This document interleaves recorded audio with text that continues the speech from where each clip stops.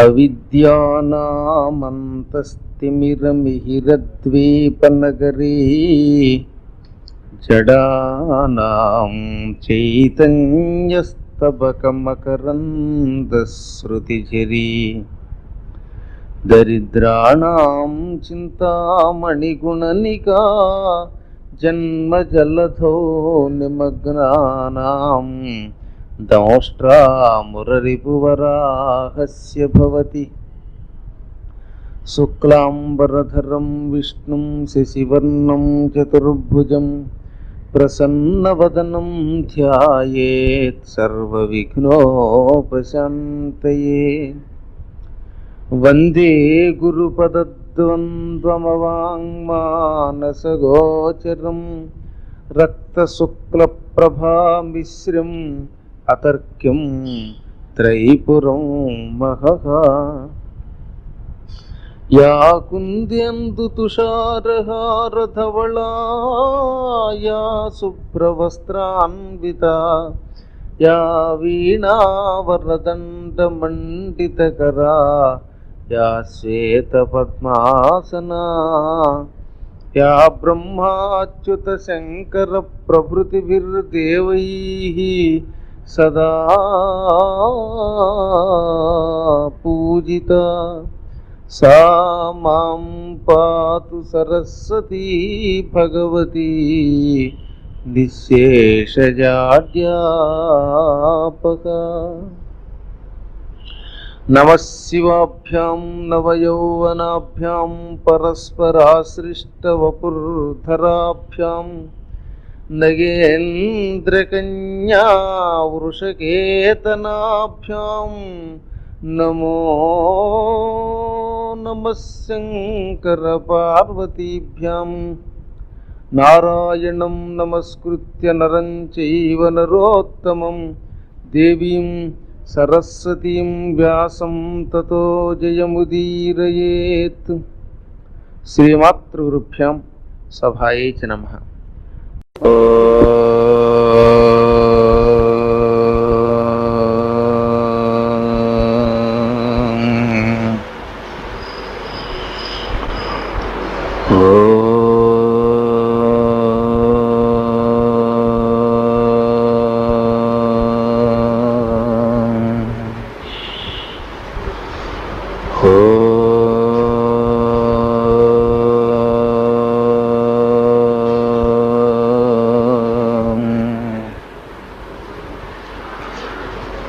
అవిద్యానామంతస్తిమిరమిహిరద్వీపనగరీ జడానాం చైతన్యస్తబకమకరందశ్రుతిఝరీ దరిద్రాణాం చింతామణిగుణనికా జన్మజలధో నిమగ్నానాం దంష్ట్రా మురరిపువరాహస్య భవతి. శుక్లాంబరధరం విష్ణుం శశివర్ణం చతుర్భుజం ప్రసన్నవదనం ధ్యాయేత్ సర్వవిఘ్నోపశాంతయే. యా కుందేందు తుషారహారధవళా యా శుభ్రవస్త్రాన్వితా యా వీణావరదండమండితకరా యా శ్వేతపద్మాసనా యా బ్రహ్మాచ్యుత శంకర ప్రభృతిభిర్దేవైః సదా పూజితా. సా మాం పాతు సరస్వతీ భగవతి పూర్ణేందుబింబాననా నిశేషజాడ్యాపహ వందే గురుపదద్వంద్వమవాంగ్మానసగోచరం రక్తశుక్లప్రభామిశ్రమతర్క్యం త్రైపురం బహః. నమః శివాభ్యాం నవయౌవనాభ్యాం పరస్పరాశ్లిష్టవపుర్ధరాభ్యాం నగేంద్రకన్యా వృషకేతనాభ్యాం నమో నమః శంకర పార్వతీభ్యాం. నారాయణం నమస్కృత్య నరం చైవ నరోత్తమో దేవీం సరస్వతీం వ్యాసం తతో జయముదీరయేత్.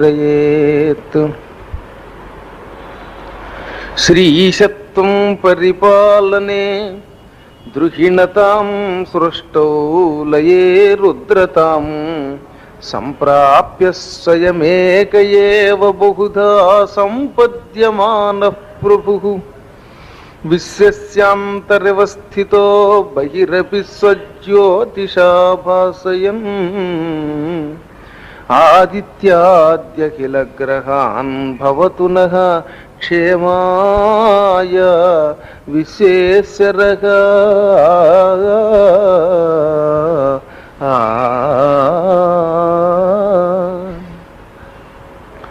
శ్రీమాతృగురుభ్యాం సభాయే చ నమః.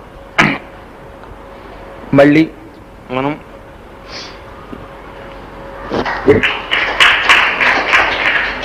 తల్లి యొక్క అనుగ్రహంతో ఎక్కడ కలుసుకోగలిగాం. అనుకున్న ప్రకారంగానే జూలై 1వ తారీఖు ఆ పై మొదలు పెడదాం అనుకున్నాం. మన కార్యక్రమాలకి ఈ అష్టాదశ పురాణ కార్యక్రమాలకి కూడా ఒక నియమం ఉన్నది. అదేమిటంటే సాధారణంగా ఏదైనా కార్యక్రమానికి ఒక శుభముహూర్తం పెట్టాలి. ఈ 18 పురాణాలు కూడా ప్రారంభం నుంచి కృష్ణ గారి ముహూర్తంతో ప్రారంభం. దేవీ భాగవతానికి ఆయనే ముహూర్తం చూసి మొదలెట్టారు. అది గ్రాండ్ సక్సెస్. అలాగే మిగతా కార్యక్రమాలు కూడా ప్రతి పురాణానికి ఈ రోజు నుంచి మొదలు పెడదామంటే నాకు ఇది తారాబలం బాగుంది, ఇది బాగుందని ముహూర్తం చూశారు. ఆ ప్రకారమే నిర్విఘ్నంగా కొనసాగుతున్నాయి. ఇదే బాగుందని రేపు పొద్దున మీరందరూ ముహూర్తాలకు ఆయన ఇంటికి వెళ్ళారనుకోండి, చాలా ఇబ్బంది అయిపోతుంది. అని చేత పురాణం మటుకు ఆయన ముహూర్త నిర్ణయం. ఈ పురాణానికి కూడా అలాగే 1వ తారీఖు తదనంతరం ఏది ముహూర్తం అనగా 7వ తారీఖు బాగున్నది మొదలు పెడదామని నిర్ణయించటం మొదలు పెట్టడం జరిగింది. ఈసారి విష్ణు పురాణం ప్రవచనం మనకి జరుగుతున్నది. ఈ విష్ణు పురాణం కూడా మనం 41 రోజులను రాసుకున్నాం, కానీ ఇంత పుస్తకం 41 రోజుల్లో అవ్వదు గనక 2 పార్ట్లు చేసుకుని మళ్ళీ ఇలాగే చెప్పుకోవాల్సి వస్తుంది. కొన్ని పురాణాలు ఉన్నాయిలే పెద్దవి, తక్కిన పురాణాలన్నీ 40 రోజులు మొదలు పెడితే అయిపోతాయి. వరాహ పురాణం ఒకటి, మత్స్య పురాణం ఒకటి తొందరగా అయిపోతాయి. విష్ణు పురాణం, నారద పురాణం, స్కాంద పురాణం, బ్రహ్మ వైవర్త పురాణం ఇవి కొంచెం పెద్దవి. ఏకంగా 40,000 50,000 శ్లోకాలు కూడా ఉన్నాయి. 18,000 దేవీ భాగవతం అంటే 18,000 శ్లోకాలతో ఉండే దేవీ భాగవతం మనకి 40 రోజులు పడుతోంది. 24,000 శ్లోకాలు ఉన్నాయంటే చూడండి మరి విష్ణు పురాణంలో. ప్రతి పురాణము కూడా ఒక రసగుళికలాగా ఆధ్యాత్మిక ఆనందాన్ని మనకి పంచిపెడుతుంది. ఏ పురాణానికి ఆ పురాణం ఇది చాలా బాగుందండి అనిపిస్తుంది చివరికి వచ్చేసరికి. ఎందుకంటే ప్రతి దాంట్లో విశేషం. కొన్ని కథలు మాత్రం అన్ని పురాణాల్లో కామన్గా వస్తాయి. అలా అన్నిటిలోనూ వచ్చే వాటిని మాత్రం మనం క్లుప్తంగా 2 ముక్కల్లోనే చెప్పుకుంటాం. ఎంచేదంటే ఒకసారి డీటెయిల్డ్గా వచ్చింది కనుక. అలాగే ఈ విష్ణు పురాణం కూడా ఈ జగన్మాత యొక్క ప్రసాదంతో 6వ పురాణంగా మొదలు పెడుతున్నాం. పురాణంలో ఇది 6 నిజానికి, ఎందుకంటే 7 మాత్రం కాదు. ఎందుకు 7 అని భ్రమ కలుగుతోందంటే పద్మపురాణం 2 పార్ట్లుగా చెప్పుకోవడం వల్ల, 2 భాగాలుగా. మొదట దేవీ భాగవతం అయ్యింది 1, 2 భవిష్య పురాణం అయ్యింది, 3 బ్రహ్మాండ పురాణం చెప్పాం, 4 మార్కండేయ పురాణం చెప్పాం, 5 పద్మ పురాణం అయ్యింది. ఆర్డర్లో ఇదే ఆర్డర్లో ఇప్పుడు 6వ పురాణముగా విష్ణు పురాణాన్ని ప్రారంభిస్తున్నాం. కాబట్టి భవిష్యత్తులో ఈ దృష్టిలో పెట్టుకుని మనం పెడదాం.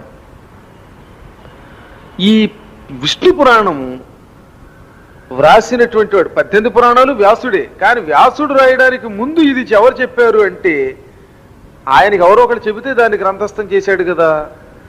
అందులో ఈ విష్ణు పురాణాన్ని పరాశరుడు అనే ఋషి మైత్రేయునికి చెప్పాడు. ఆ పరాశరుడు మైత్రేయునికి చెప్పిన దాన్ని వేదవ్యాసుడు గ్రంథస్థం చేశాడు. వశిష్ఠుడు అని ఒక మహర్షి ఉన్నాడు, కృతయుగం నాటివాడు, మిత్రావరుణుని యొక్క కుమారుడు ఆయన. ఆ వశిష్ఠ మహర్షికి 9 కొడుకులు.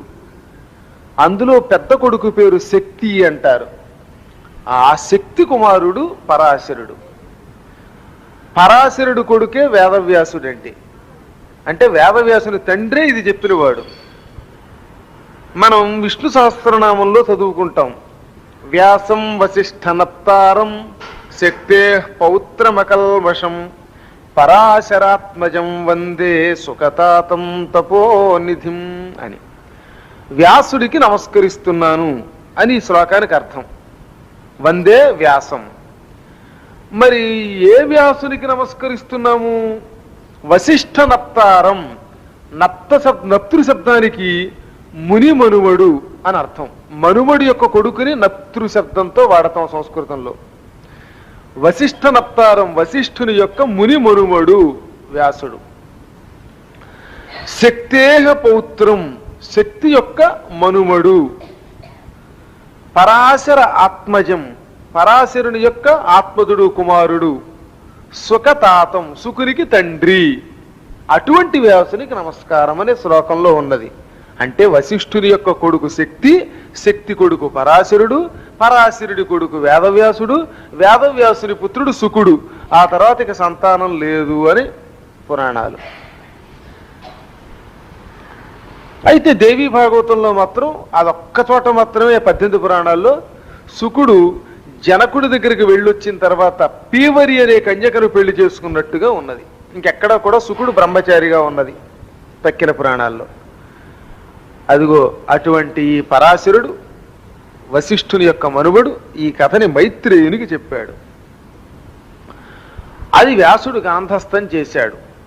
దానినే నైమిషారణ్యంలో సౌనకాది మహర్షులకు సూత మహర్షి వివరించాడు. 18 పురాణాలు కూడా సూత మహర్షి సౌనకాదులకు చెప్పాడని మనం ఇదివరకు చెప్పుకుంటూనే ఉన్నాం. ఒకసారి ఈ సౌనకాదులు నైమిషారణ్యంలో ఒక పురాణం తర్వాత ఒక పురాణం వింటూ ఈ విష్ణు పురాణం విన్నారు. ఆ వినేటప్పుడు సూతుడిని వాళ్ళు అడిగారట, మహాత్మా ఈ సృష్టి స్థితిలయముల యొక్క వివరణం మాకు కర్ణపేయంగా, చెవులకు ఆనందకరంగా వివరించు అని అడిగారు. అప్పుడు సూత మహర్షి ఇలాగ మొదలు పెట్టాట. పరాశరం మునివరం కృత పౌర్వాహ్నిక క్రియం మైత్రేయ పరిపప్రచ్ఛ ప్రణిపత్యాభివాద్యచ. ఒక రోజున మైత్రేయ మహర్షి చాలా గొప్పవాడు. ఆయన తపశ్శక్తిలో సంపన్నుడు. దుర్యోధనుడికి నచ్చ చెప్పాడు పాండవులతో సంధి చేసుకో అని. దుర్యోధనుడు వినక తొడలు తెరిచాడు. అప్పుడు ఆ మైత్రేయుడికి భగ్గుమన్నది, ఆగ్రహం కలిగింది. మూర్ఖుడా, తపశ్శాలినైన నన్ను చూచి తొడలు తెరిచావు. నీ తొడలు యుద్ధంలో భీముని యొక్క గదాఘాతానికి కూలిపోగాక విరిగిపోతాయి అని శపించాడు. అలా దుర్యోధనుడి తొడలు విరిగిపోతాయి అని శపించిన మహాశక్తివంతుడు ఈ మైత్రేయ మహర్షి. అటువంటి మైత్రేయ మహర్షి ఒక రోజున తెల్లవారుజామున లేచాడు. వాళ్ళకి మనకు మళ్ళీ అనారోగ్యాలు ఉండడం, రాత్రి లేటుగా నిద్రపోవడం ఈ బెంగలు లేవు. వాళ్ళంతా యోగులు, అస్సలు ఏ అనారోగ్యం రాదట. అందువల్ల యోగశక్తిలో ఉండడం వల్ల నిద్రపోరు అసలు. అటువంటి వ్యక్తి అయిన కారణం చేత తెల్లవారుజామున లేచి నిత్యకర్మలు తీర్చుకొని తన గురువు అయిన పరాశర మహర్షి దగ్గరికి వెళ్ళాడు. వశిష్ఠుని మనుమడైన పరాశరుని దగ్గరికి వెళ్ళి ప్రణామం చేశాడు. ఎప్పుడైనా సరే పౌరాణికుడికి నమస్కారం చేసుకోవాలి, రాగానే ఒక్క నమస్కారం చేసుకునే వినాలి అని శాస్త్రం.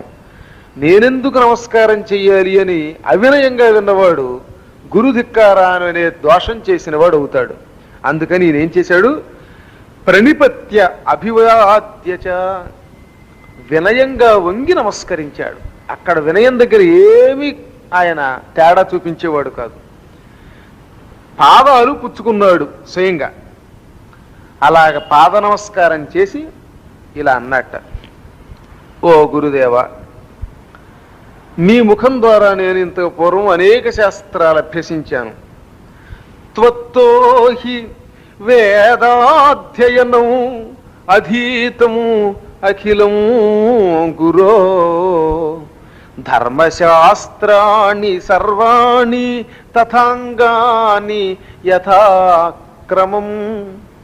ఓ గురుదేవ, క్రమం తప్పకుండా ప్రతిరోజు ఉదయం లేచి మీ పాదాలకు నమస్కరించి మీ అనుగ్రహం వల్ల వేదాలు, వేదాంగములు అని పిలువబడే ఉపనిషత్తులు, సకల ధర్మశాస్త్రాలు అన్నీ అధ్యయనం చేశా.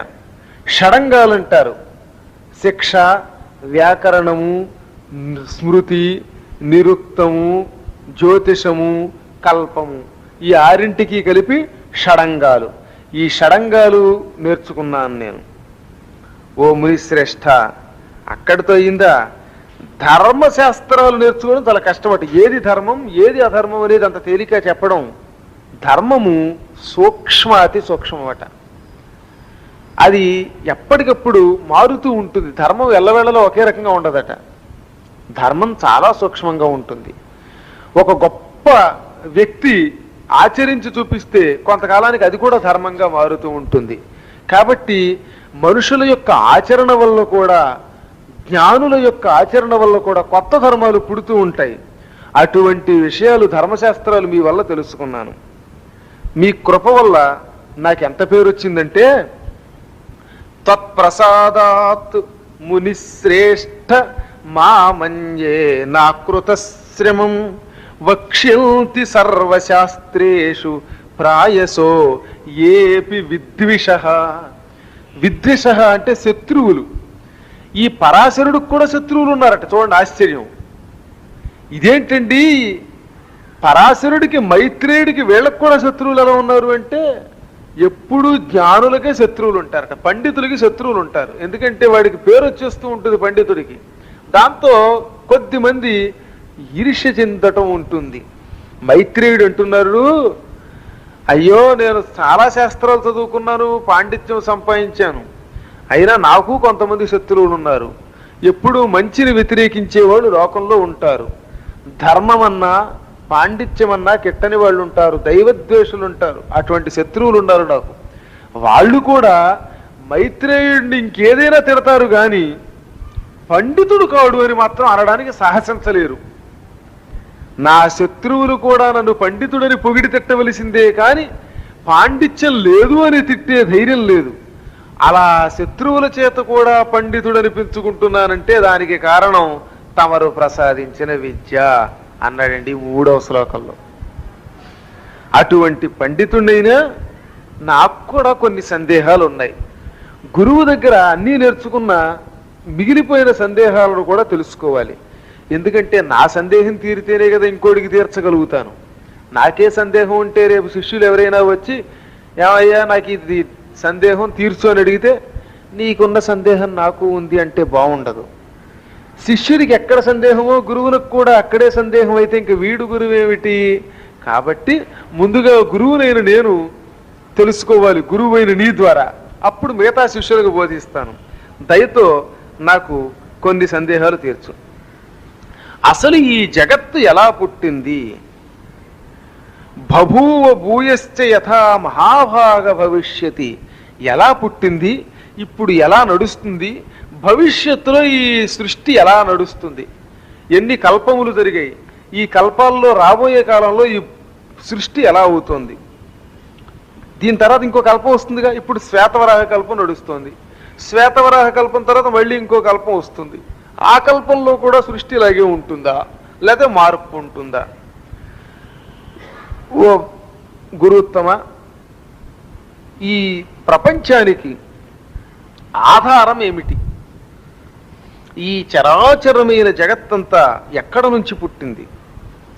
అసలు ఇంత పూర్వం ఈ సృష్టి ఎక్కడుండేది? ఎందులోంచి బయటకు వచ్చింది?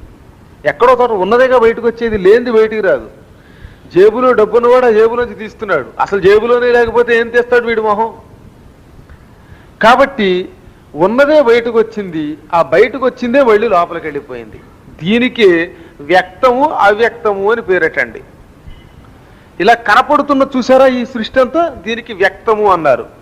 ఇది మళ్ళీ భగవంతుడిలో కలిసిపోతే అవ్యక్తం అయిపోతుంది, కనపడకుండా పోయింది. ఇక ఆకాశం, భూమి, అగ్ని, జలము, వాయువు, ఈ సమస్త ప్రాణులకు ఆధారమైనటువంటి భూమి, ఆ భూమి మీద పరిమాణాలు, సముద్రాలు, పర్వతాలు, నదులు, దేవతలు, వీళ్ళంతా ఎలా పుట్టారు? భూమి మానవులకు నివాస స్థానంగా ఉన్నది. ఇది నివాస స్థానంగా ఉన్నాక దీని మీద పంటలు పండాలి అంటే దీనికి కూడా కొన్ని కావాలి. సూర్యకాంతి మొట్టమొదటిది. సూర్యకిరణాలు కొంతకాలం లేకపోతే ఆ ప్రదేశాల్లో పంటలు పండకుండా చీకటి అయిపోయి ధ్వంసం అవుతుంది. సూర్యకిరణాలు కొన్ని వృక్షాలు పంటలకి మూలం, అలాగే చంద్రకాంతి ఔషధులకు మూలం.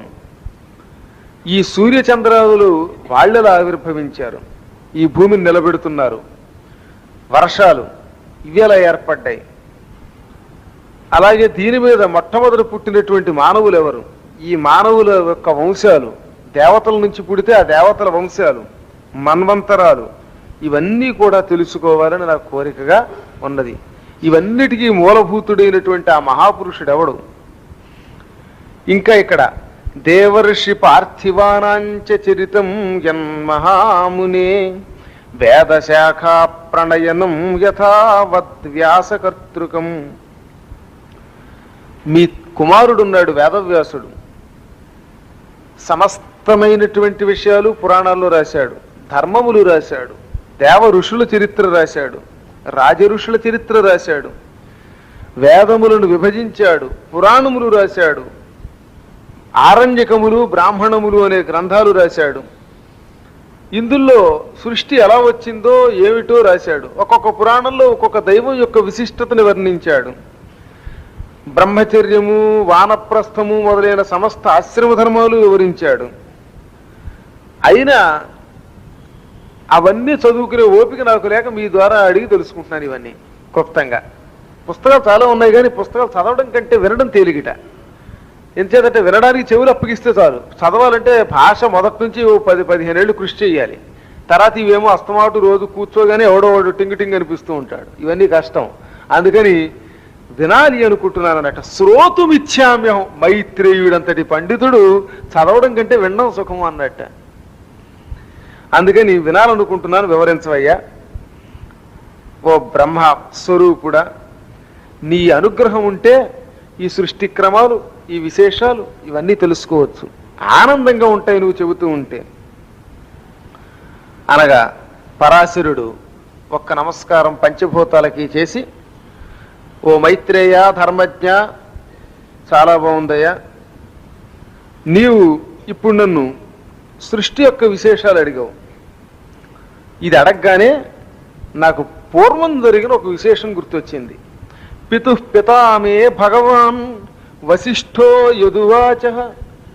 నా తాతగారు, మా నాన్న శక్తి యొక్క తండ్రి అయిన వశిష్ఠుడు వర్ణించాడు ఒకప్పుడు నాకు ఈ సృష్టి గురించి. ఆ వశిష్ఠ మహర్షి నాకు చెప్పిన విశేషాలన్నీ ఇప్పుడు గుర్తుకొచ్చాయి.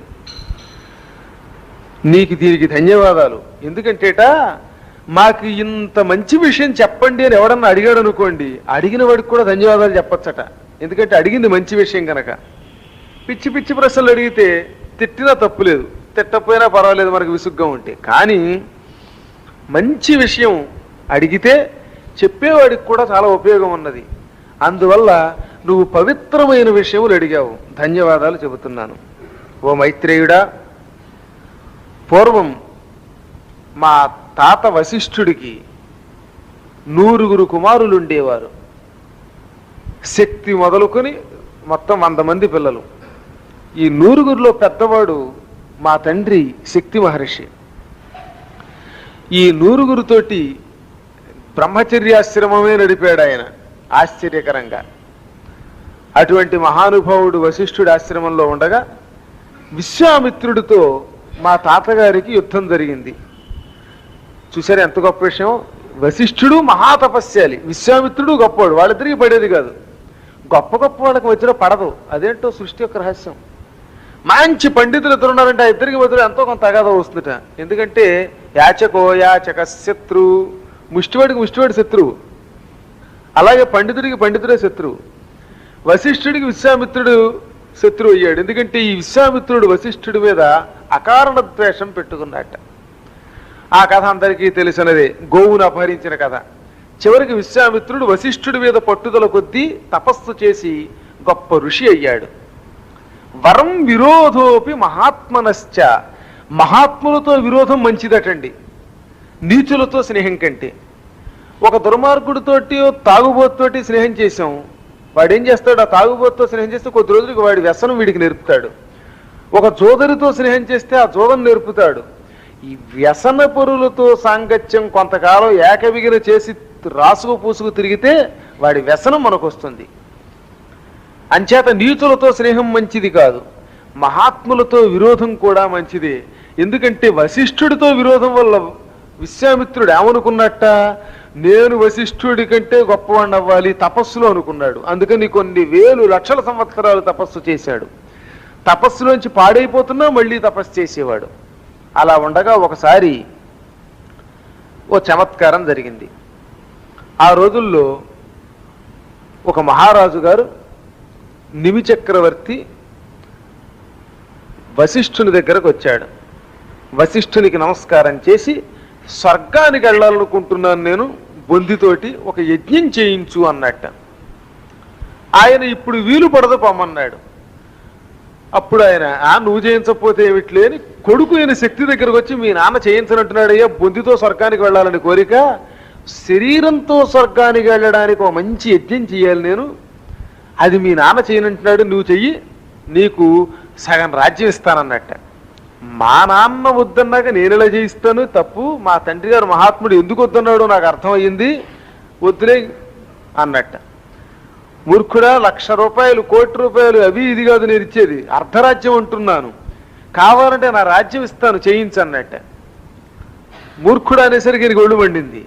నన్ను మూర్ఖుడు అన్నావు కనుక నువ్వు రాక్షసుడు అయిపో అని చెప్పించేశాట. బొందితో స్వర్గానికి వెళ్ళి దేవతా స్వరూపం అనుకున్నవాడు రాక్షస స్వరూపం పొందాడు గురువుల్ని ధిక్కరించడం వల్ల.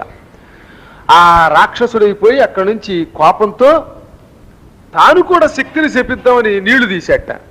ఇంతలో అతని భార్య వచ్చి తప్పు ఆయన శపించద్దంది. అప్పుడు ఆ నీళ్లు తన కాళ్ళ మీద చల్లుకున్నాడు. అప్పుడు అతడు కల్మషపోదుడు అయిపోయాట.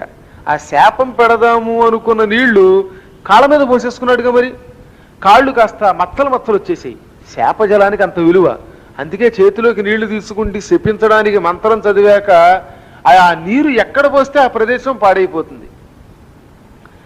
ఇతరుల మీద పోస్తే ఇతర ప్రదేశాలు ధ్వంసం అవుతాయి, నేల మీద పోస్తే నేల మీద జీవులు చచ్చిపోతాయి, భూమి పాడైపోతుందని కాళ్ళ మీద పోసుకున్నాడు. కాళ్ళు కాస్త పొక్కిపోయి మచ్చలు వచ్చి పాడైపోయి, కాళ్ళు పాడయ్యే కనుక కల్మష పాదుడయ్యాడు. అక్కడి నుంచి అతడు చచ్చా, స్వర్గానికి వెడదాము శరీరముతో అని యజ్ఞం చేద్దాం అనుకున్నాను, దురదృష్టవశాత్తు రాక్షసుండైపోయాను గురుపుత్ర శాపం వల్ల అని దుఃఖిస్తూ అడవికి వెళ్ళాడు.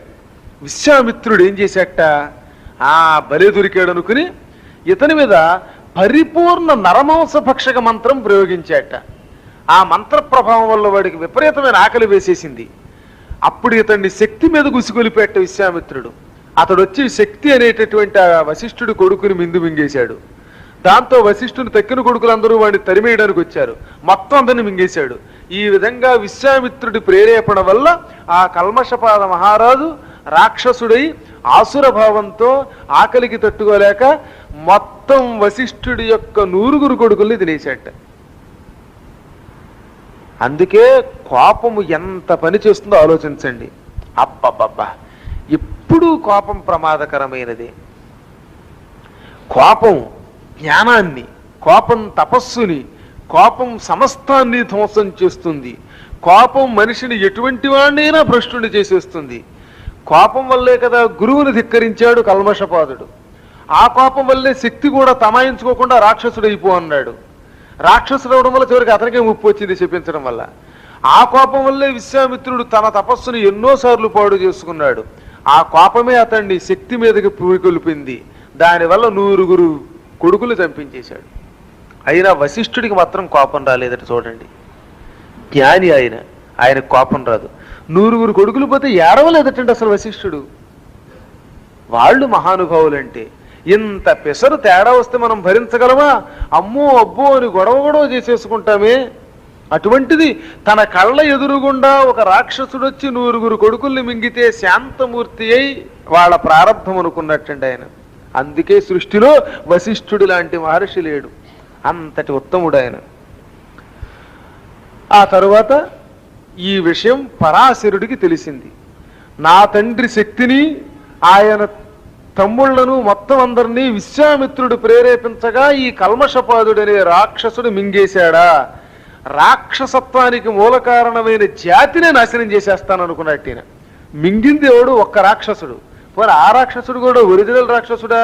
శాపవశాత్తు రాక్షసుడు అయ్యాడు. అయినా ఈయన కోపం వచ్చేసిందిట. రాక్షసుడు కాబట్టి వాడు మింగాడు, కాబట్టి రాక్షస కులమంతా నాశనం చేస్తా, అసలు రాక్షస లోకం లేకుండా ఈ లోకంలో చేసేస్తాననుకున్నాడు. అనుకుని తతోహం రక్షసాం సత్రం వినాశాయ సమారభం భస్మీభూతాశ్చ శతశః తస్మిన్ సత్రే నిశాచరాః. వెంటనే ఈ భూలోకములో మరే లోకంలో రాక్షసులు ఉండకూడదు అని సంకల్పించి యాగం మొదలుపెట్టాడు. రాక్షస ధ్వంస యాగం. సర్పయాగం జనమేజయుడు చేసినట్టే ఈయన రాక్షస యాగం చేశాట. యాగం చేసి ఒక్కొక్క మంత్రం చదివి ఆ హవ్యం నెయ్యి పోస్తూ ఉంటే యజ్ఞకుండంలో ఒక్కొక్క రాక్షసుడు వచ్చేసేవాట, ఆ కుండంలో పడిపోయేవాట. 1, 2, 10, 100, 1000 ఇలా రాక్షసులు ఎక్కడెక్కడి నుంచి వచ్చేస్తున్నారట. పాతాళంలోంచి వచ్చేస్తున్నారు, ఆకాశం నుంచి వచ్చేస్తున్నారు. సమస్త లోకాల్లో ఉండే రాక్షసులు ఎక్కడెక్కడికి వెళ్ళిన వాళ్ళు వచ్చేస్తున్నారట.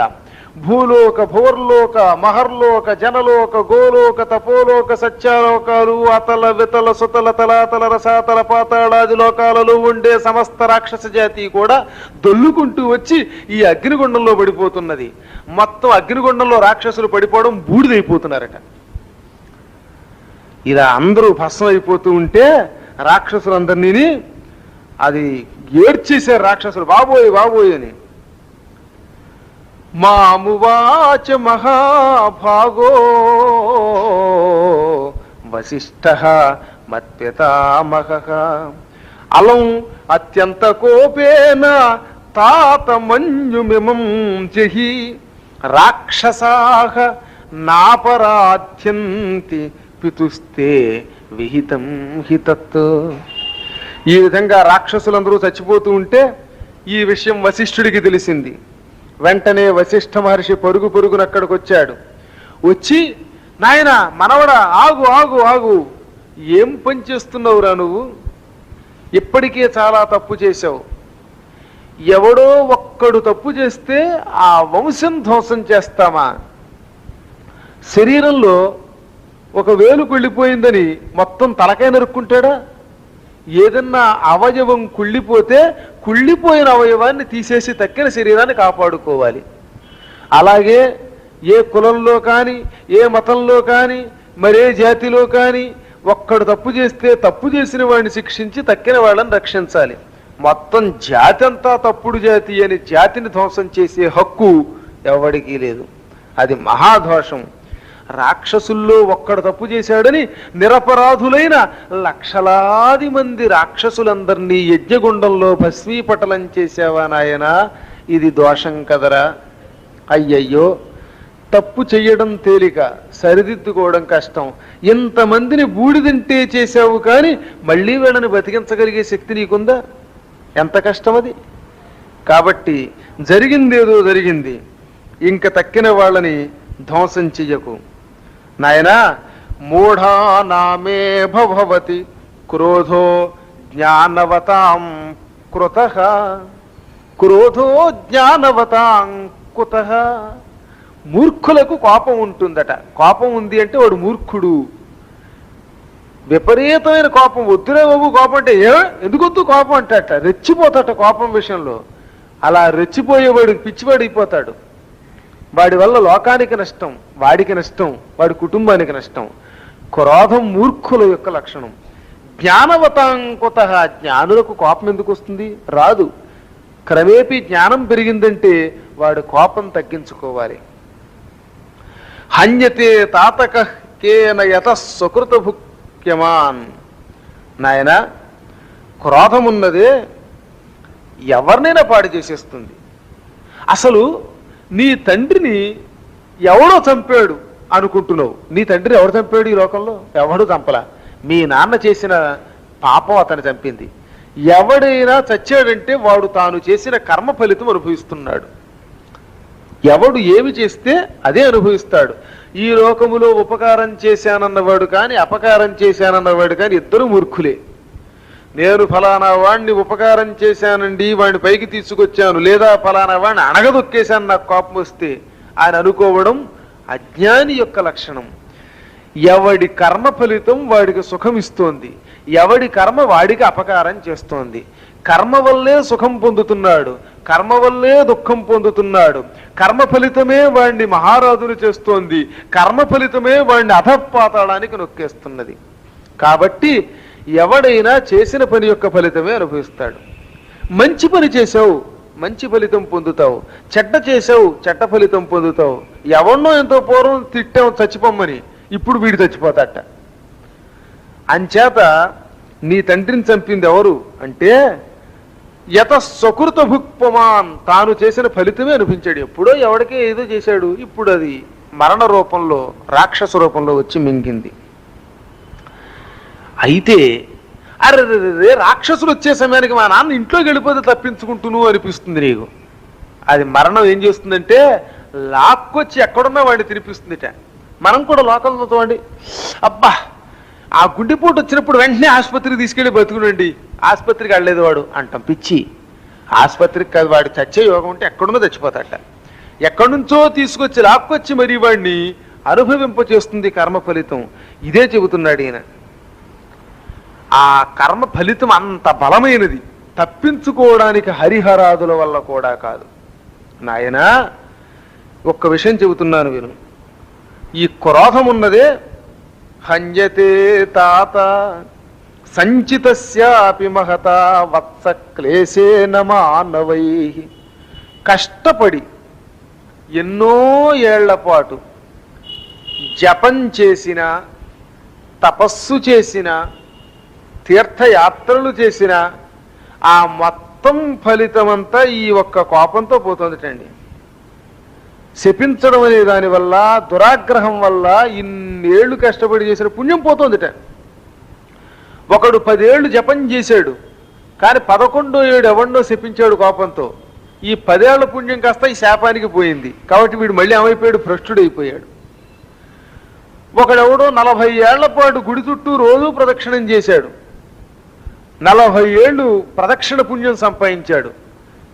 కానీ భగ్గుమని ఎవడో పడాపడా తిట్టేశాడు. ఈ 40 ఏళ్ళు వీడు చేసిన ప్రదక్షిణ పుణ్యం అంతా తిట్టినవాడికి వచ్చేస్తోంది, తిట్లు తిన్నవాడికి వస్తుందట.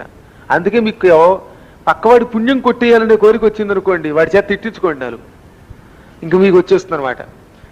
అంచేత ఎవరికైనా సరే పతనానికి మూలావస్థ ఇదిగో ఈ తిట్లు. అవతల వాడిని తిట్టాము అంటే, అనవసరంగా తిట్టేసాము అంటే బాగు చేయడానికి తిట్టొచ్చట, ఉత్తునే తిట్టకూడదు.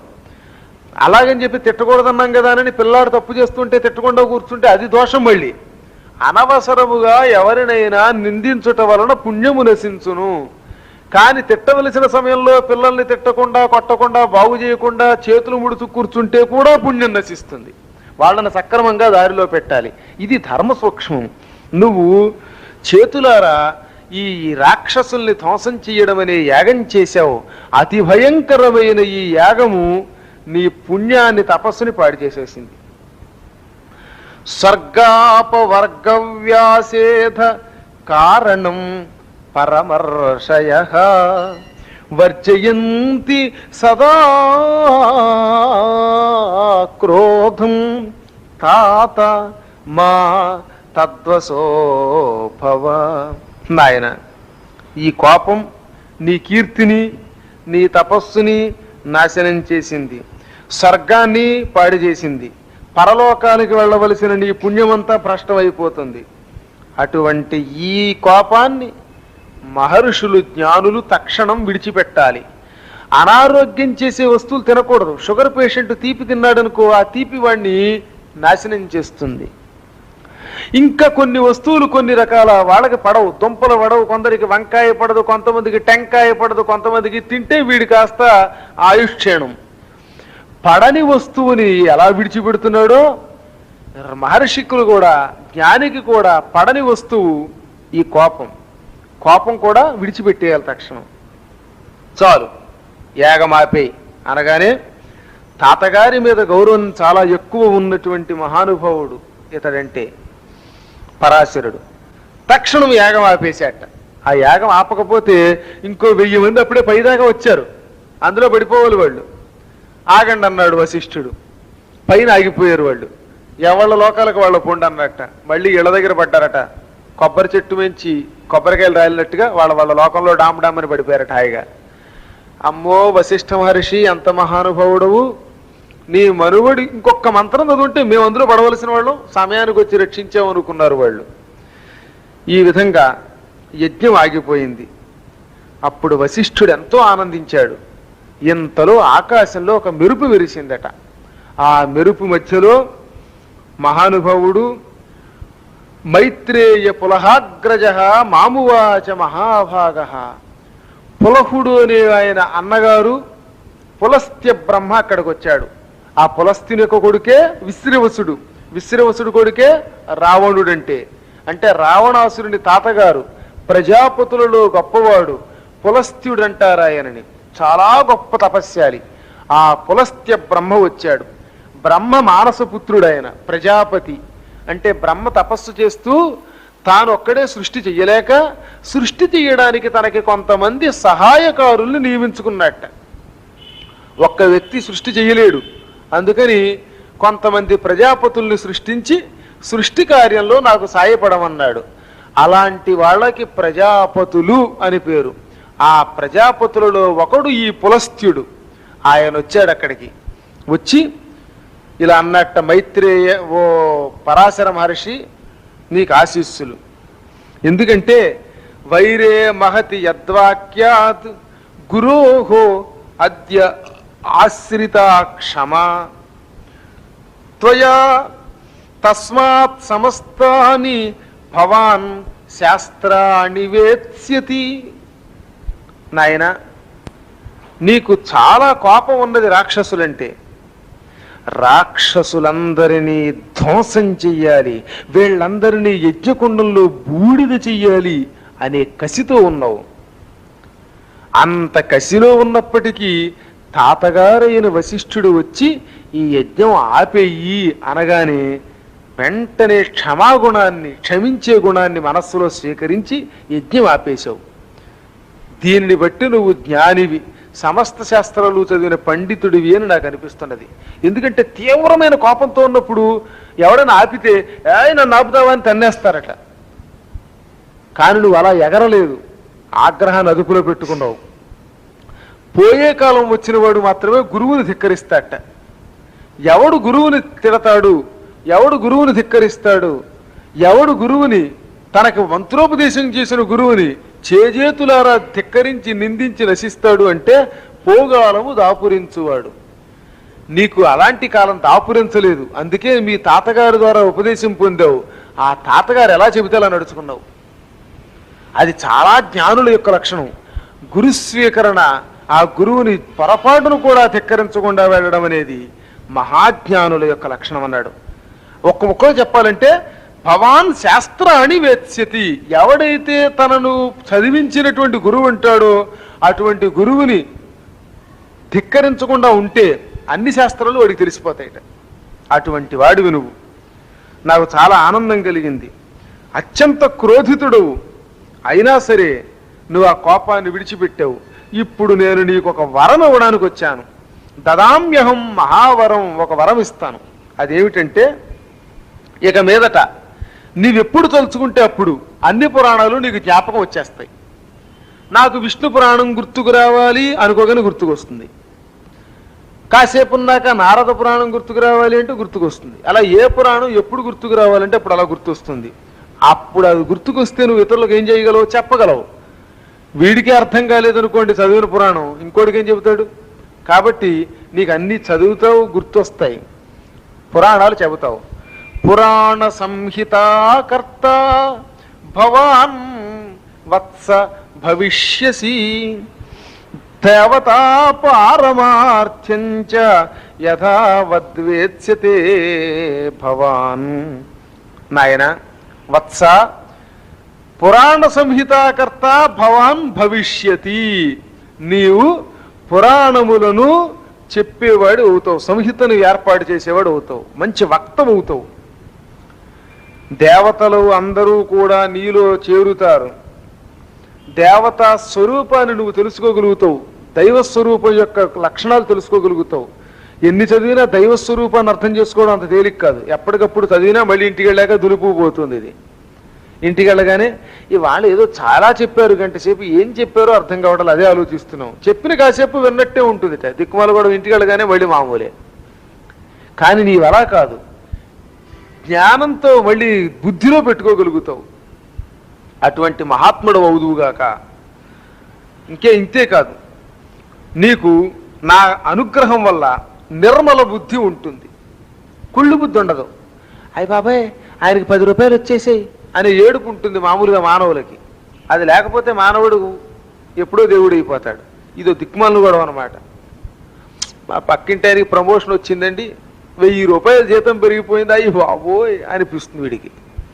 ఎందుకంటే తెల్లారులు వేస్తే ఇలాంటివి చాలా విన్నాం. పక్కవాడికి ఐశ్వర్యము పెరుగు కొద్దీ మన మనస్సులో ఈశ్వరత్వం తరిగిపోతుంది, మన ఐశ్వర్యం తరిగిపోతుంది, బెంగ అన్నమాట వీడికి. అదిగో అలాంటి కుళ్ళు బుద్ధి లేనటువంటి నిర్మల బుద్ధి నీకు లభిస్తుంది. అంతేకాదు, ప్రవృత్తేచ నివృత్తేచ కర్మణ్యస్తమలామతి. తర్వాత నా అనుగ్రహం వల్ల భోగము మోక్షము వీటికి ప్రవృత్తి నివృత్తి అని పేరు, గుర్తుపెట్టుకోండి. సంస్కృత భాష చాలా జాగ్రత్తగా తెలుసుకోవాల్సిన భాష.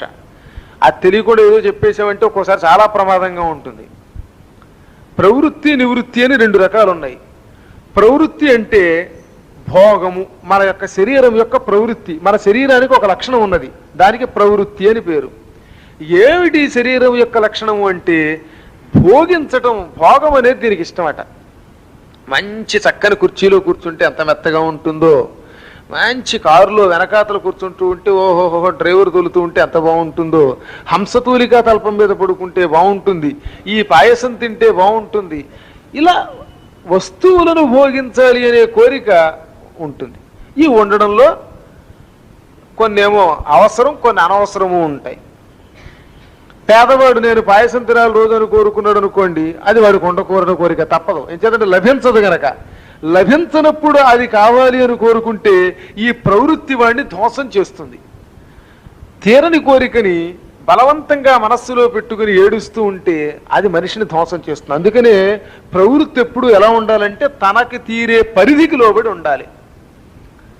ఆ ప్రవృత్తి, భోగ ప్రవృత్తి మనిషికి అనేక రకాలుగా ప్రమాదం తెస్తుంది. అది ఎంత ఉండాలి ఎంత ఉండకూడదు అనేది ఏ మనిషికి ఆ మనిషే నిర్ణయించుకోవాలి. ఈ ప్రవృత్తిలోంచి ఇలాంటి పురాణములు వినడం ద్వారా, సత్సంగం చేయడం ద్వారా వచ్చేదానికి నివృత్తి అని పేరు. అదే మోక్షం. ఎక్కడ నుంచి ఈ జీవి వచ్చిందో మళ్ళీ ఈ జీవి ఎక్కడికి వెళ్ళాలి అని చూడడానికే మోక్షము అని పేరు. నేను ఫలానా చోట నుంచి వచ్చానేమో అని ఊహ కావాలి. మళ్ళీ తిరిగి ఏ బ్రహ్మం నుంచి నేను వచ్చాను అటువంటి పరబ్రహ్మాన్ని చేరాలి అని కోరుకుంటే అది మోక్షం. ఈ రెండింటిని ఉత్పన్నం చేసేటటువంటి విశేషమైన విషయాలు నీకు తెలుస్తాయి. ఇవి అంత తేలిగ్గా తెలియవుగా. మరి సందేహాలు తొలగి ఈ ప్రవృత్తి నివృత్తుల యొక్క రహస్యాలు నీకు తెలియగాక.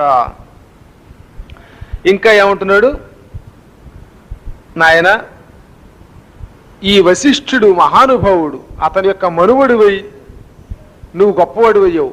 నీకింతకంటే గొప్ప కొడుకు పుడతాడు, లోకంలో పురాణాలన్నీ వ్యాపింపచేస్తాడు. అతని వల్ల నీ పేరు మరింత పెరుగుతుంది. నీకంటే నీ కొడుకు వల్ల నీకు ఎక్కువ పేరు అన్నాడు.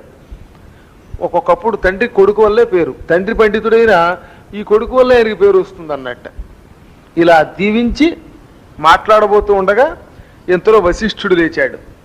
ఆయన లేచి, మనవడ ఈ పులస్త్య బ్రహ్మ ప్రజాపతి అతడు చాలా గొప్పవాడు. అసలు రాక్షస వంశంలో కొంత వంశానికి ఇతడే మూలకారకుడు. ఇతని కొడుకు విశ్రవసుడు. ఆ విశ్రవసుడి వల్లే రాక్షసులు పుట్టారు, బ్రహ్మరాక్షసులు. ఆ బ్రహ్మరాక్షస వంశాన్ని నువ్వు ధ్వంసం చేయకుండా కాపాడావు. అందుకని ఈయన వచ్చి నీకు వరం ఇచ్చాడు. ఆయన ఏమంటే అది అయి తీరుతుంది. పులస్త్యేన యదుక్తంతే సర్వమేతద్భవిష్యతి. ఈ పులస్త్యుడికి శుద్ధ వాక్కట, వాక్శుద్ధి ఉన్నది. సాధన వల్ల, నిరంతరం గ్రంథ పఠనముల వల్ల, ఛందస్సు వల్ల స్వరమునకు వాక్శుద్ధి వస్తుంది. వాక్శుద్ధి ఎప్పుడు వస్తుంది?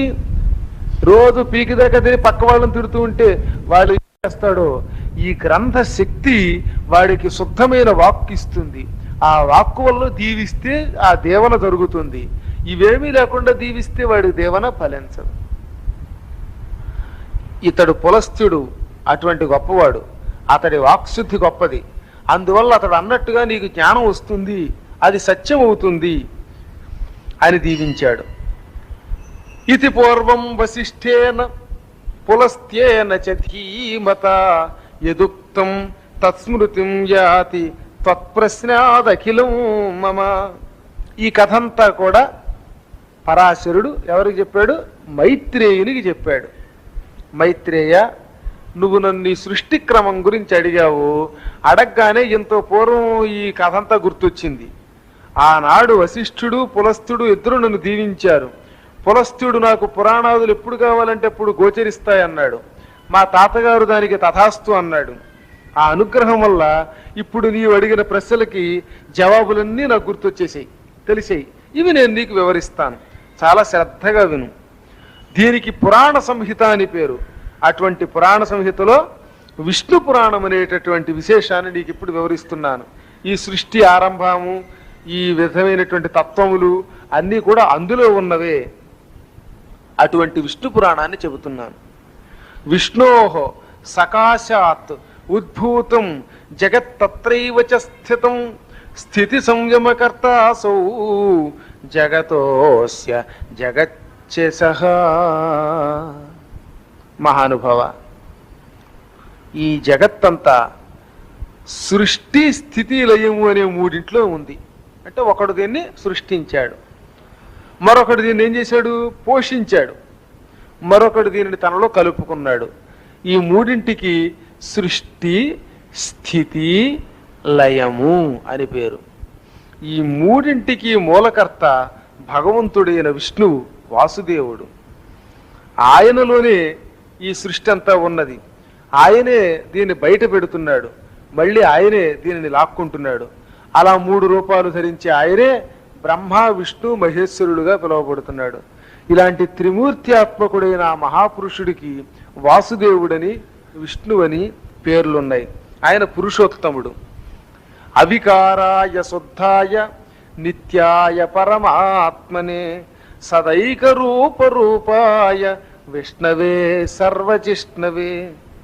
నాయన మైత్రేయ, ఎవడైతే వికారములు లేకుండా ఉంటాడో, ఎవడు బ్రహ్మ విష్ణు రుద్ర రూపాలతో ఈ జగత్తంతటిని కూడా సృష్టిస్తున్నాడో, పోషిస్తున్నాడో, తనలో లయం కలుపుకుంటున్నాడో అటువంటి మహానుభావుడు, ఏ వికారం లేనివాడు, శుద్ధస్వరూపుడు, అవినాశి. ఆయనకి నాశనం లేదు. ఆ భగవంతుడికి మిగతా వాళ్ళందరికీ కూడా నాశనం అన్నది. నాశనం లేదు కాబట్టి నిత్యాయ అన్నారు. నిత్యస్వరూపుడు.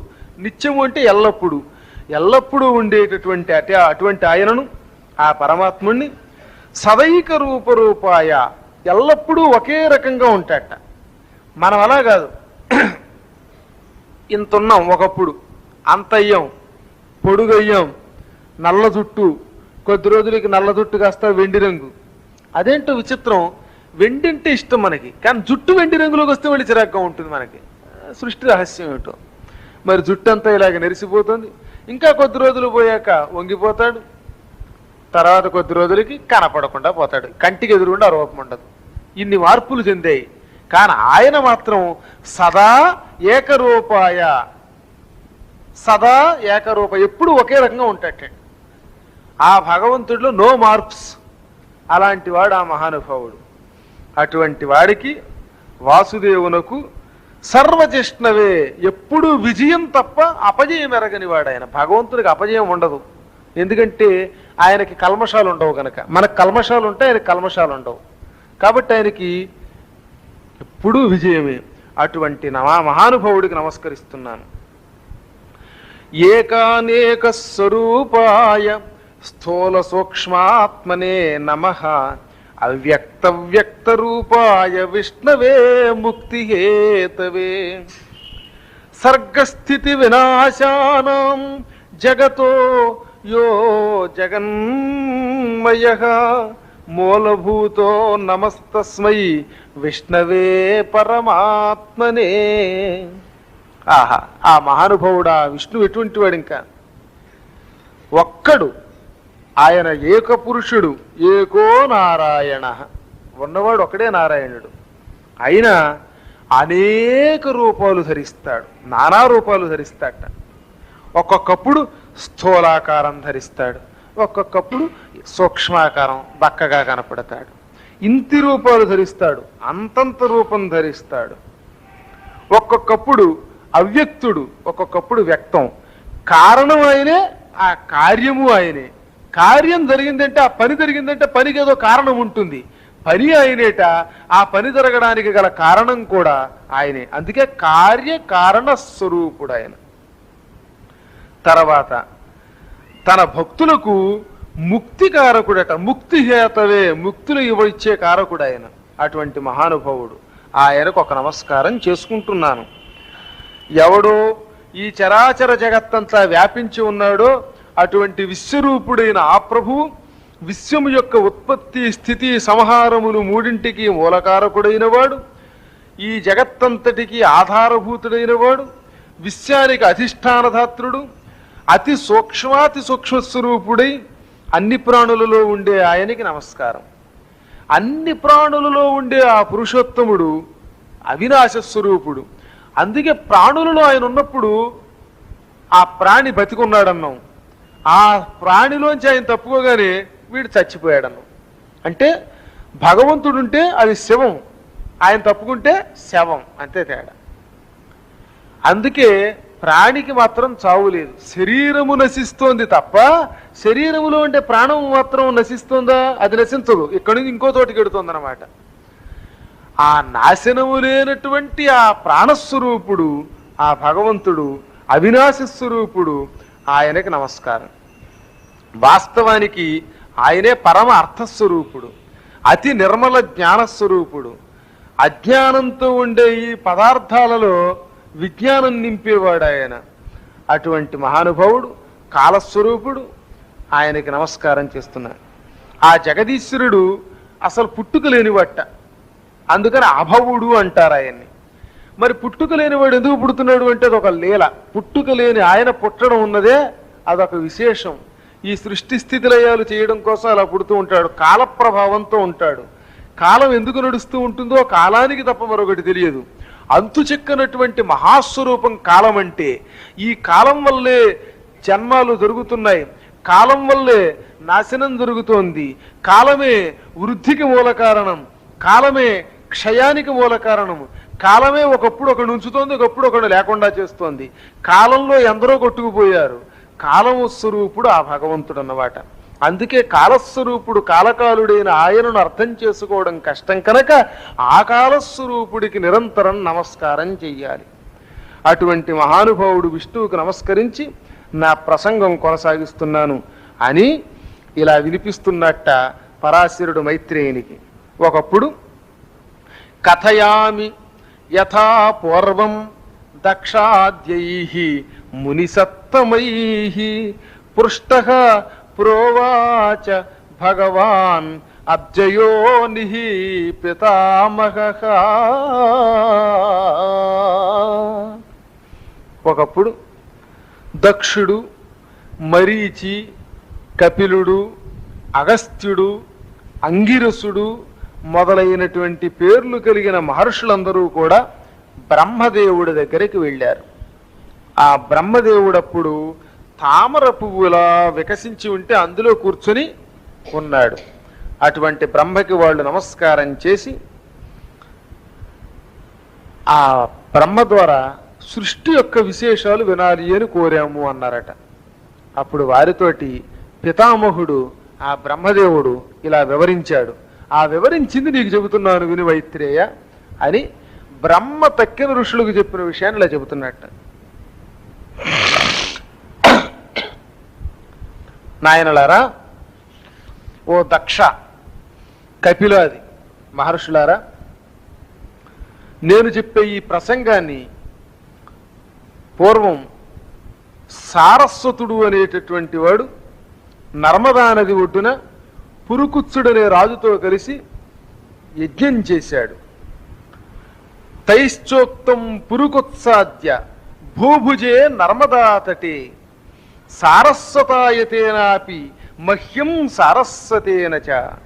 ఈ ప్రసంగాన్ని ఆయన ఎంతో పూర్వం నర్మదా నది ఒడ్డున యజ్ఞం చేస్తున్నటువంటి పురుకుత్సుడికి చెప్పాట. ఆ పురుకుత్సుడి ద్వారా సారస్వతుడు, సారస్వతుడి ద్వారా ఎందరో విన్నారు. అటువంటి విషయాన్ని వివరిస్తున్నాను అని బ్రహ్మ ఇలా వివరించాడు. ఈ సృష్టి అంతా మొదట్లో ఒక దివ్యమైన జ్యోతిస్వరూపంగా ఉన్నది. అప్పుడు ఈ సృష్టికి ఇలా భూమి లేదు, ఈ సృష్టిలో సముద్రాలు లేవు, ఈ సృష్టిలో ఏ లోకము లేదు, అసలు పురుషులు లేరు, స్త్రీలు లేరు. దానికి అప్పుడు ఉన్న ఆ స్థితికి పరాస్థితి అన్నారు. ఆ స్థితిని వర్ణించడానికి ఎవడి వల్ల కాదు, ఎందుకంటే ఏమీ లేదు కనుక. ఏదైనా ఉంటే దానికి వర్ణన చేయగలుగుతారు, ఆకారం లేని దాన్ని ఎవడు వర్ణించగలుగుతాడు? ఆనాడు దానికి ఆకారం లేదు, ఒక శక్తి తప్పేమీ లేదు. ఆ పరశక్తి ఉన్నదే పరమాత్మని పిలువబడింది. అది ఎటువంటిది అంటే రూపవర్ణాది నిర్దేశ విశేషేణ వివర్జిత. ప్రారంభ కాలంలో ఆ భగవంతుడికి ఒక గుణం లేదు, ఒక రూపం లేదు, ఒక కర్మ లేదు. గుణ రూప కర్మ వివర్జితమైనది భగవత్ స్వరూపం అంటే. ఇప్పుడు ఒక మనిషికి ఆకారం ఉందంటే గుర్తుపట్టగలడు, కానీ ఏ ఆకారంలోనూ కనపడిన వాడిని ఎవడు గుర్తుపట్టగలడు? వాడికి ఏ గుణం లేదు, ఏ రూపం లేదు, ఏ కర్మ లేదు, ఇక వాడిని ఎవడు గుర్తుపట్టలేడు. అదిగో అది పరమాత్మ స్వరూపం అంటే. అటువంటి మహానుభావుడైనటువంటి ఆ శక్తి స్వరూపుడు వృద్ధి, పరిణామము, క్షయము, నాశనము అనే వికారాలకు దూరమట. 6 వికారాలు ఉన్నాయి. అందులో జన్మ, వృద్ధి, పరిణామ, క్షయ, నాశన రహిత అనే 6 ఉన్నాయి. ఈ 6ంటికి అతీతుడు. అప్పుడు ఆయన ఏమనేవారంటే మహర్షులు, ఆ స్థితి తెలియదుగా, మరి వీళ్ళు చూడలేదు. అసలు ఏ రూపం లేని పరమాత్మ అంటే ఎవరికీ తెలియదు. అందుకని ఆ రూపానికి, ఆ రకమైన శక్తికి ఏమనుకున్నారట వాళ్ళు? సర్వత్రా ఉన్నది, అన్నిటిగా ఉన్నది. అందుకని దానికి మనం ఓ పేరు పెడదాం, వాసుదేవేతి విద్వద్ది పరిపఠ్యతే. వాసుదేవుడు అని పేరెట్టు ఉన్నాం ఆ స్వరూపానికి. వాసుదేవుడు అంటే అర్థం ఏమిటంటే అన్నిటి యందు ఉన్నవాడు, అన్ని వస్తువులు తానే అయినవాడు. అంటే ఇవాళ ఇలా వస్తువులు వచ్చాయి, ఈ వస్తువులన్నీ ఆయనే, అన్ని వస్తువుల్లో ఉండే శక్తి ఆయనే అని అర్థం. అటువంటి వాసుదేవుడు అని పిలుచుకునేవారు. ఆ వాసుదేవ స్వరూపం ఉన్నదే అది ఎటువంటిది అంటే నిత్యం, ఎల్లప్పుడూ ఉంటుంది. తర్వాత అజమం, అది పుట్టుకతో ఉండేది కాదు. అక్షయం, క్షయం కాదు. క్షయం అంటే ఖర్చు అయిపోవడం. 10 రూపాయలు ఉన్నాయి, కొద్ది రోజులకు రూపాయి కూడా లేకపోవచ్చు. ఇది క్షీణించేది కాదు. ఇక అవ్యయం, ఒకే రూపంతో ఉండే ఏకరసం, ఏ గుణములు లేని నిర్మలమైన పరబ్రహ్మ స్వరూపం. అటువంటి ఆ మహాస్వరూపం క్రమేపీ కాలస్వరూపంగా మారింది. కాలము అంటే మార్పు చెందేది. ఇవాళ ఉంటే మళ్ళీ ఇంకో రోజు వస్తుంది, ఎప్పుడూ అలా నడుస్తూ ఉంటుంది. అలా నడిచే కాలస్వరూపం అయ్యింది అది. ఆ కాలస్వరూపం యొక్క లక్షణం ఏంటంటే మార్పు చెందడం. కాలానికి లక్షణం మార్పు. ఆ కాలస్వరూపుడే మొట్టమొదట ఒక పురుషుడు యొక్క రూపం ధరించాడు. దానికి వ్యక్తము, అవ్యక్తము, అన్యము అని 3 రూపాలు ఉండేవట. అంటే కనపడుతుంది ఒక్కొక్కప్పుడు, కనపడదు ఒక్కొక్కప్పుడు, కనబడి కనపడకుండా ఉంటుంది ఒక్కొక్కప్పుడు. ఒక్కోసారి మీరు చూడండి, నాకు ఇలా శంఖచక్రాలతో ఉండే ఒక పురుషుడు కనపడ్డాడు, లేదా మరో రూపం కనపడింది. ఒక్కొక్కప్పుడు నాకు ఏదో కనపడిందంటే అస్పష్టంగా ఉంది, అసలు ఒకప్పుడు ఏదీ కనపడలేదండి అనిపిస్తుంది కొంతమంది భక్తులకు. కనపడేది వ్యక్తం, కనపడనిది అవ్యక్తం. ఒక్కొక్కప్పుడు కనబడి కనపడకుండా ఉంటుంది, అది వ్యక్త అవ్యక్తం. ఇలాంటి 3 రూపములు ఉన్నాయి. ఈ 3 కూడా కాలస్వరూపమట. వ్యక్త వ్యక్తై తథైవాన్యే రూపే కాలస్తథాపరం. కనబడి కనపడకుండా, కనపడుతూ కనపడకుండా ఇలా ఉండేటటువంటి ఆ రూపం కాలస్వరూపం. ఆ కాలస్వరూపంలోంచి 4 మార్పులు ఉన్నాయి. ప్రధానము, పురుషుడు, వ్యక్తము, కాలము. ఈ 4 కూడా తెలిస్తే వాడు పండితుడు. ప్రధానం, పురుషం, వ్యక్తం, కాలం, ఈ 4ంటిని తెలుసుకోగలిగేవాడు మహాపండితుడు. చాలా అరుదుగా ఉంటారు. ఈ 4 తెలుసుకుంటే వాడే వైకుంఠానికి వెళ్ళగలుగుతాడు. విష్ణువు యొక్క నిలయం ఈ 4ంటితో నిండి ఉంటుంది. ప్రధాన, పురుష, వ్యక్త, కాలములనే ఈ 4 కూడా విష్ణువు యొక్క స్వరూపాలు. వీటి వల్లే ఈ సృష్టి యొక్క ఉత్పత్తి, సృష్టి యొక్క అభివృద్ధి, సృష్టి యొక్క సంహారము, ఈ 3 ఏర్పడ్డాయంటే వాటి కారణం ఈ ప్రధానము, పురుషుడు, వ్యక్తము, కాలము. ఈ 4 కారణం. ఈ 4 కూడా భగవంతుడి యొక్క క్రీడలు. చిన్నపిల్లాడు బంతితో ఆడుకున్నట్టుగా భగవంతుడు వీటితో ఆడుకుంటున్నాడు, ఈ 4ంటితో. ఆ క్రీడలో ఒక భాగమే ఈ లోకాలు. ఇవంతా ఈ భూగోళాదులు ఆయన ఫుట్బాల్ ఆడుతున్నాడు అన్నమాట. రోడ్డు కాసేపు క్రికెట్ బాల్ మన వాళ్ళు ఎలా కొడుతున్నారో అలాగా ఇవి బౌండరీలు దాడుతున్నాయో, సిక్సర్లే పడుతున్నాయో, ఆ స్వామి యొక్క అనుగ్రహం. ఇదంతా ఒక చక్కని క్రీడ. అవ్యక్తం కారణం యత్తత్ ప్రధానం ఋషి సత్తమై ప్రోచ్యతే ప్రకృతి సూక్ష్మ నిత్యం సదసదాత్మకం. ఆ భగవంతుడిలోంచి అవ్యక్తమైన కారణం ఒకటి ఉన్నది. దానికి సదసద్రూపము, కనిపించేటటువంటి ఒకనొక దివ్య స్వరూపము అసత్తు, కనిపించనటువంటి దివ్యస్వరూపము సత్స్వరూపం. అంటే ఈ సృష్టి అంతా 2ంటితో నిండున్నది. ఒకదాన్ని సత్ అన్నాం, రెండవ దాన్ని అసత్తు అన్నాం. మనమందరం ఉన్నాం. మనం ఒక్కొక్కప్పుడు సత్స్వరూపాలం, ఒక్కొక్కప్పుడు అసత్స్వరూపాలం. మనము ఎవరము, ఎక్కడ నుంచి వచ్చాము, ఏమి సాధించాలి, ఎక్కడికి వెళ్ళాలి అనే జ్ఞానంతో కూడిన ప్రశ్నలు ఎవడు వేసుకుంటాడో వాడు సత్స్వరూపుడు అవుతాడు. ఏదో పుట్టాం, ఏదో బతుకుతున్నాం, ఏదో సంపాదిస్తున్నాం, తింటున్నాం, అసలు ఇంకేం పట్టించుకోకుండా ఇందులో పడి కొట్టుమిట్టాడితే అది అసత్స్వరూపం. ఈ 2 ప్రతి జీవుల్లో ఉన్నాయి. మునులు ఉన్నారే, వాళ్ళు సత్స్వరూపాన్ని తెలుసుకుంటారు. సంసార జీవులు ఎక్కువ మంది అసత్స్వరూపంలో పడి కొట్టుమిట్టాడుతూ ఉంటారు. అటువంటి ఆ మహానుభావుని యొక్క తత్వాన్ని మీకు వివరిస్తాను అని మైత్రేయునికి పరాశరుడు వివరిస్తున్నాడు. అది 2వ రోజు కార్యక్రమంలో రేపు మనం ముచ్చటించుకుందాం. పరిపాలయంతాం న్యాయ్యేన మార్గేణ మహీం మహీషాః గోబ్రాహ్మణేభ్యః శుభమస్తు నిత్యం లోకాః సమస్తాః సుఖినో భవంతు. స్వస్తి ప్రజాభ్యః పరిపాలయంతాం న్యాయ్యేన మార్గేణ మహీం మహీషాః గోబ్రాహ్మణేభ్యః శుభమస్తు నిత్యం లోకాః సమస్తాః సుఖినో భవంతు.